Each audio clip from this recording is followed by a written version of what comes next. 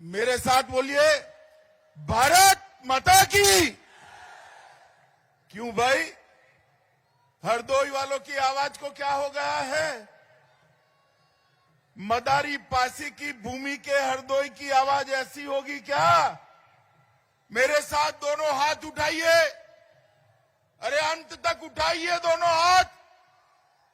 विजय के संकल्प की मुट्ठी भींचिए और प्रचंड आवाज से बोलिए, भारत माता की, भारत माता की, भारत माता की।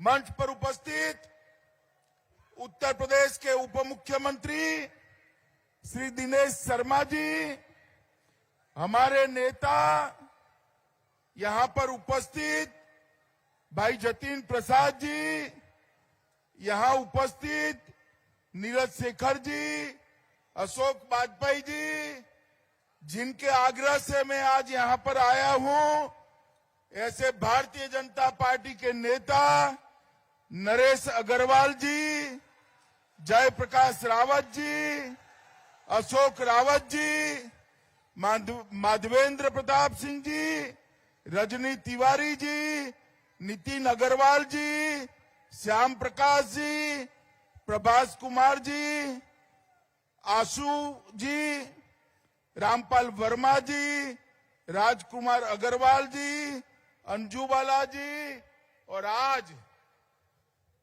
ये हरदोई की विशाल जनसभा में आए हुए प्यारे भाइयों, बहनों, माताओं और मेरे जिगर के टुकड़े जैसे युवा मित्रों,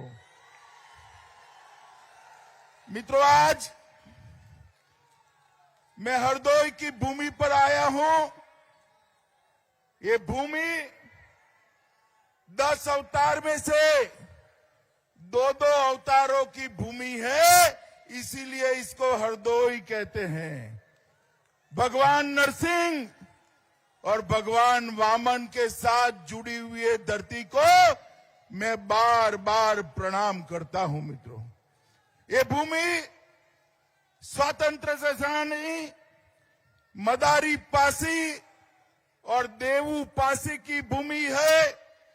पद्मश्री बचनेश त्रिपाठी की भूमि है और ये भूमि गंगा और गोमती के बीच के पवित्र भूमि है मित्रों।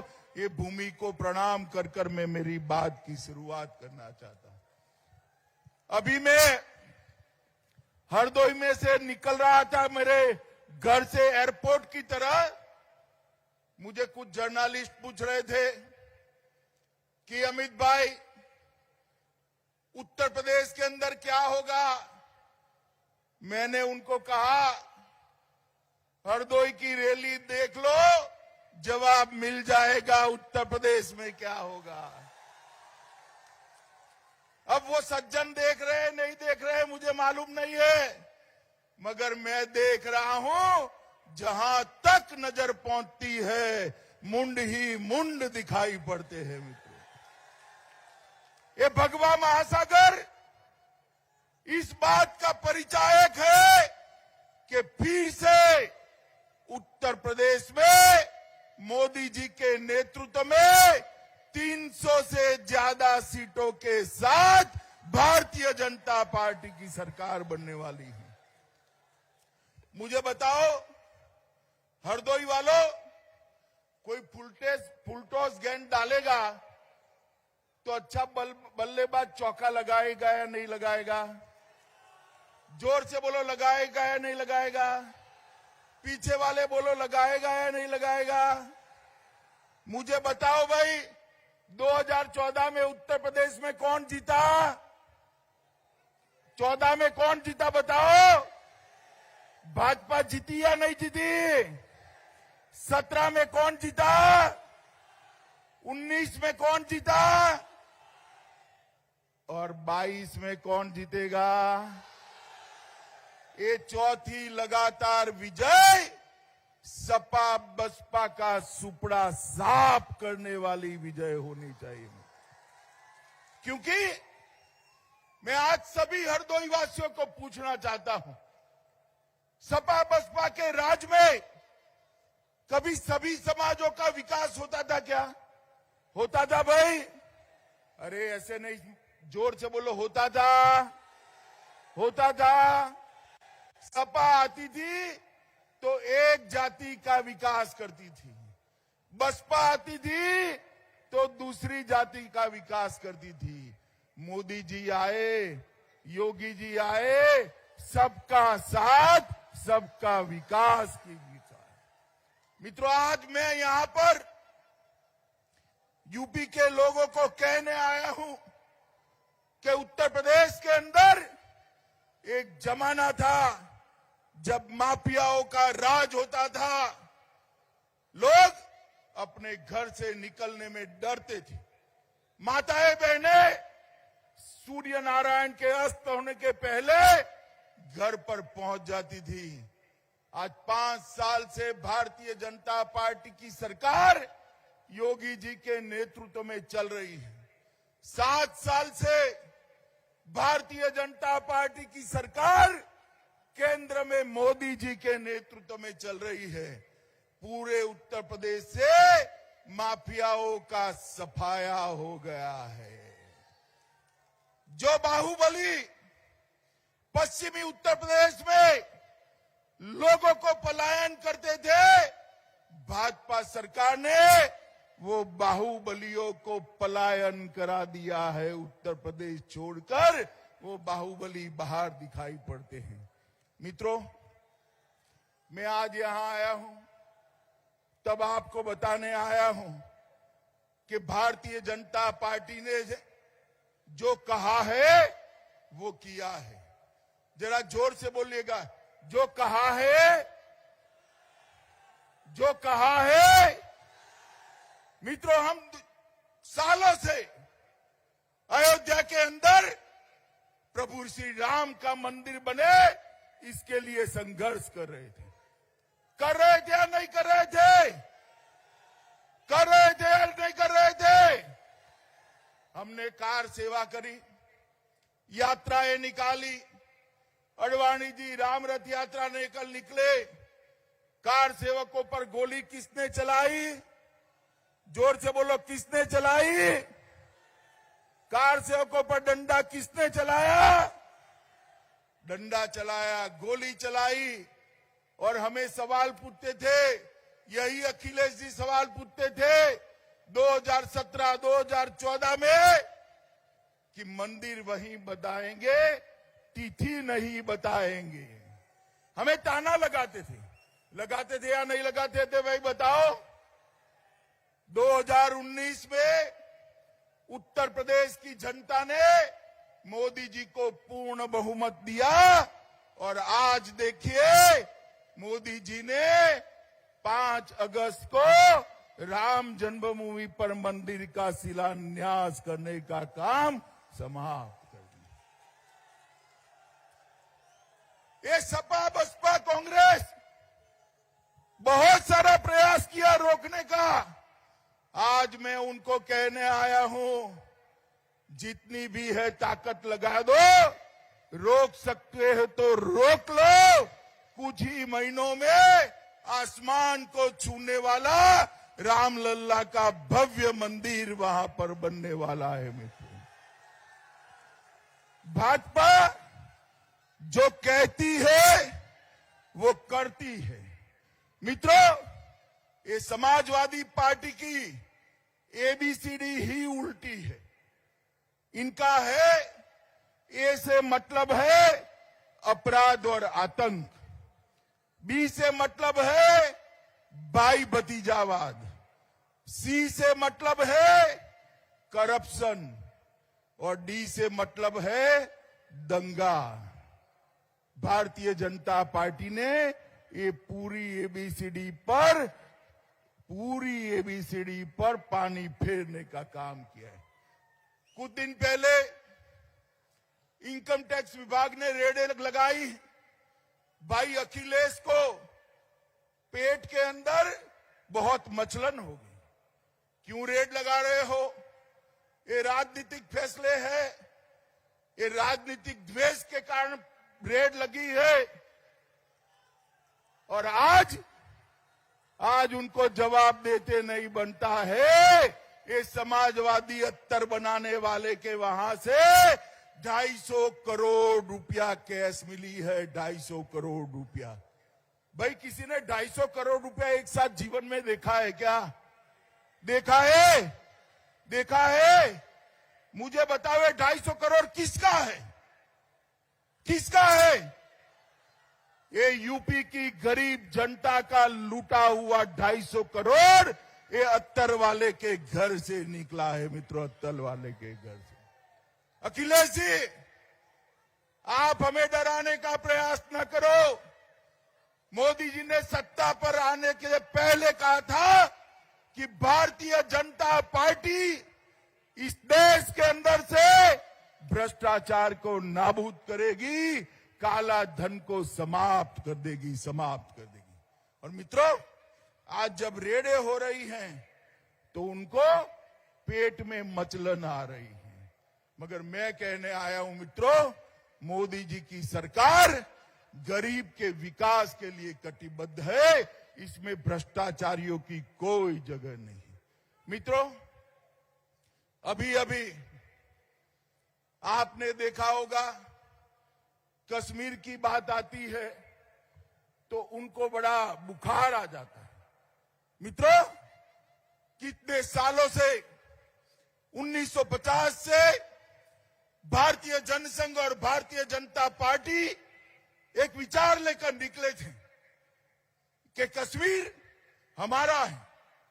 हमारे प्रथम अध्यक्ष श्यामा प्रसाद मुखर्जी ने कश्मीर के लिए बलिदान दिया और हम नारा लगाते थे, जहां हुए बलिदान मुखर्जी वो कश्मीर। जरा जोर से बोलिए, जहां हुए बलिदान मुखर्जी।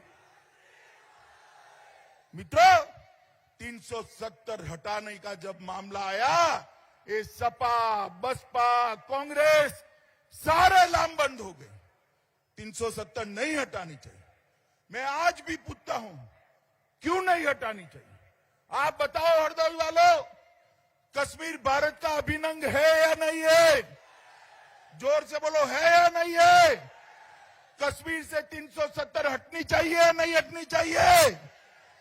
ये लोग अरुण रुदन करते रहे और मोदी जी ने देखते देखते 5 अगस्त 2019 को धारा 370 को समाप्त कर दिया मित्रों। और आज भारत माता का मुकुटमणि हमारा कश्मीर हमारे हाथ में है और हमेशा के लिए भारत के साथ जुड़ गया है। मित्रों, ये हरदोई में मैं आया हूं। अभी जब चुनाव आता है, विशेषकर कांग्रेस, सपा, बसपा, सबको बाबा साहब आंबेडकर याद आ जाते हैं। मगर एक कांग्रेस पार्टी ने बाबा साहब का अपमान करने में कोई कसर नहीं छोड़ी। उनका सम्मान करने का काम अगर किसी ने किया है तो केवल और केवल भारतीय जनता पार्टी ने किया। 14 अप्रैल को राष्ट्रीय समरसता दिन भारतीय जनता पार्टी ने घोषित किया। 26 नवंबर को संविधान दिन भारतीय जनता पार्टी ने दी। मऊ में उनके शिक्षा स्थान पर स्मारक भाजपा ने बनाया। लंदन में स्मारक मोदी जी ने बनाया। नागपुर में दीक्षा भूमि भारतीय जनता पार्टी में बनाई। दिल्ली में महापरिनिर्वाण स्थल मोदी जी ने बनाया और मुंबई में चैत्य भूमि भी मोदी जी ने बनाई। ये लोग बाबा साहब का विरोध करने वाले लोग जब चुनाव आता है, दलित कल्याण की माला जपते हैं। मित्रों, मैं आप सभी को कहने आया हूं, गरीबी हटाओ की बात करने वाली कांग्रेस पार्टी 70 साल तक 4 पीढ़ी से शासन करा, गरीबी नहीं हटी। आपने 2014 में मोदी जी को चुनकर भेजा। 2019 में मोदी जी को चुनकर भेजा। आज उत्तर प्रदेश के 42 लाख गरीबों को मकान देने का काम भारतीय जनता पार्टी की नरेंद्र मोदी सरकार ने किया है। 2,61,00,000 गरीब माताओं के घर में शौचालय बनाने का काम भारतीय जनता पार्टी की नरेंद्र मोदी सरकार ने किया है। 1,67,00,000 माताओं को आज यहां पर बैठी है गैस का कनेक्शन मुफ्त देने का काम नरेंद्र मोदी सरकार ने किया है। आयुष्मान भारत के तहत 16 करोड़ उत्तर प्रदेश वालों को 5 लाख तक का सारा स्वास्थ्य का खर्चा फ्री ऑफ कॉस्ट करने का काम भारतीय जनता पार्टी की नरेंद्र मोदी सरकार ने किया। कोरोना आया, 130 करोड़ गरीबों को, 130 करोड़ की आबादी को फ्री ऑफ कॉस्ट टीका लगाने का काम नरेंद्र मोदी सरकार ने किया है। कोरोना आया, उत्तर प्रदेश के 17 करोड़ लोगों को 2 साल तक 1 पैसा लिए बगैर राशन देने का काम भी नरेंद्र मोदी सरकार ने किया है। और मित्रों, श्रमिकों के घर में योगी जी ने 1,000 रुपया प्रति श्रमिक 230 करोड़ रुपया भेजा। मोदी जी ने हर विधवा, हर बूढ़े के अकाउंट में 1,000 रुपया भेजा। नई सिंचाई की 18 परियोजनाएं करी। मेडिकल कॉलेज 30 नए बना दिए हैं और सीटों को 1300 से बढ़ाकर 3800 करने का काम भारतीय जनता पार्टी की सरकार ने किया। हरदोई के अंदर भी मेडिकल कॉलेज बना है। हरदोई के अंदर 6,000 करोड़ इन्वेस्टमेंट आया है। एक गंगा एक्सप्रेस हरदोई से होकर गुजर रहा है। इंडस्ट्रियल कॉरिडोर भी हरदोई में बनने वाला है। सवायजपुर विधानसभा के अंतर्गत अर्जुनपुर के पुल को भी हमने स्वीकृति दी है। और अवध की बात करें तो अयोध्या में राजर्षि दशरथ मेडिकल कॉलेज बनाया। प्रभु श्री राम के साथ जोड़कर अंतर्राष्ट्रीय हवाई अड्डा बनाया।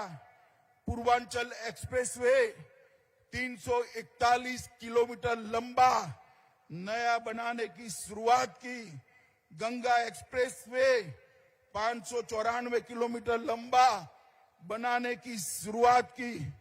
उत्तर प्रदेश में लखनऊ में state institute of forensic science का शिलान्यास हुआ और अवध में 9 मेडिकल कॉलेज बनाए और डिफेंस कॉरिडोर आया जिससे मेरे यूपी के युवाओं को नौकरी मिलने वाली है।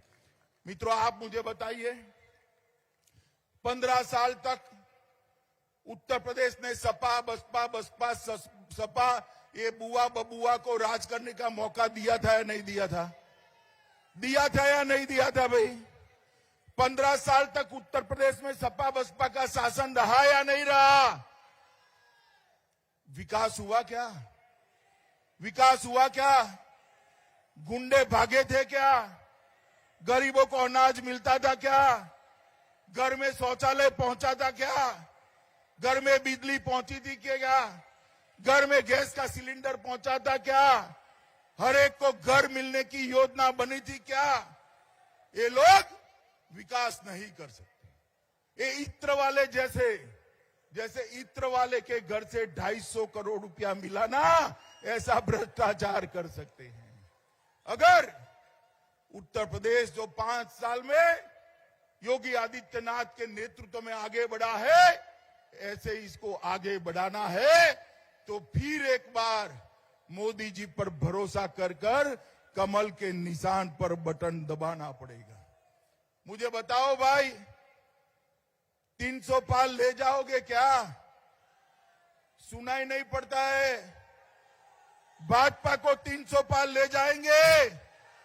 पीछे तक सभी बोले ले जाएंगे, कमल के निशान पर बटन दबाओगे, भाजपा की पूर्ण बहुमत की सरकार बनाओगे, योगी आदित्यनाथ के हाथ मजबूत करोगे, नरेंद्र मोदी जी के हाथ मजबूत करोगे, तो एक संकल्प कर दीजिए। गत चुनाव में एक सीट हरदोई जिले की छूट गई थी। आज नितिन खड़े हो जाओ, नितिन भी हमारे साथ आ गया है। हरदोई जिले की 7 सीटें कमल खिलाना है। खिलाओगे क्या? खिलाओगे तो मेरे साथ दोनों हाथ उठाइए, उठाइए दोनों हाथ अंत तक। विजय के विश्वास की मुट्ठी बींचे और प्रभु श्री राम का जयकारा लगाना है। मेरे साथ बोलिए, जय श्री राम, जय जय श्री राम, जय श्री राम। भारत माता की, भारत माता की। वंदे वंदे वंदे। बहुत बहुत धन्यवाद।